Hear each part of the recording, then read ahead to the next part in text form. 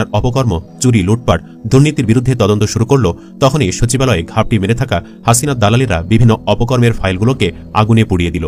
একথা নিশ্চিত করে বলা যায়, আমলারা ছাড়া সচিবালয়ে কেউ আগুন দেয়নি। আগুনের ঘটনায় ফেঁসে যেতে পারেন এমন ৮ জন প্রভাবশালী এলিট শ্রেণীর আমলাদের নিয়েই আলোচনা করব আমাদের আজকের ভিডিওতে, যারা ছিলেন হাসিনার আপন ছেলের চেয়েও বিশ্বস্ত। চলুন একে একে দেখে নেওয়া যাক ফেঁসে যাচ্ছেন কারা এই ৮ আমলা।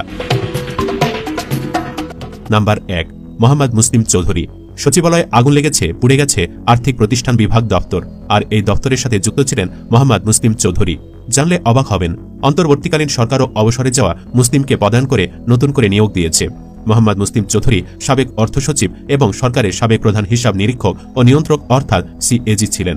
নভেম্বরে তাকে রাষ্ট্রায়ত্ত সোনালী ব্যাংকের চেয়ারম্যান পদে ৩ বছরের জন্য চুক্তিতে নিয়োগ দেওয়া হয়েছে। মুসলিম চৌধুরী অর্থ বিভাগের সচিব থাকাকালে রিজার্ভ চুরি হয়। এছাড়া সিএজি হিসেবে দায়িত্ব পালন করায় তার স্বাক্ষর ছাড়া সরকারের কোনো ধরনের তহবিল ছাড় করা সম্ভব ছিল না। অর্থাৎ শেখ হাসিনা সরকারের দুর্নীতির দায় তিনি এড়াতে পারেন না। এছাড়া সরকারি বেসরকারি অংশীদারিত্বে চট্টগ্রাম বন্দর পরিচালনার দায়িত্ব বিদেশিদের হাতে তুলে দেওয়ার উদ্যোগ নেন এবং সার্বজনীন পেনশন স্কিমও তার ব্রেইন চাইল্ড বলা হয়। তার মানে এখন নিশ্চিত বুঝতে পেরেছেন কেন আর্থিক প্রতিষ্ঠান বিভাগ দপ্তরে আগুন লেগেছে। নাম্বার ২, হেলাল উদ্দিন আহমদ। আগুনকাণ্ডের ঘটনায় নিশ্চিত ফেঁসে যাবে হেলাল উদ্দিন আহমদ, কারণ আগুনে পুড়ে যাওয়া পল্লী উন্নয়ন ও সমবায় মন্ত্রণালয় ও এর স্থানীয় সরকার বিভাগের দায়িত্বে ছিলেন হেলাল উদ্দিন আহমদ। সচিবালয়ে থাকা তার আমলনামা নষ্ট করতে এই আমলা জড়িত থাকতে পারেন, কারণ এই হেলাল উদ্দিন আহমদ ছিলেন হাসিনা সরকারের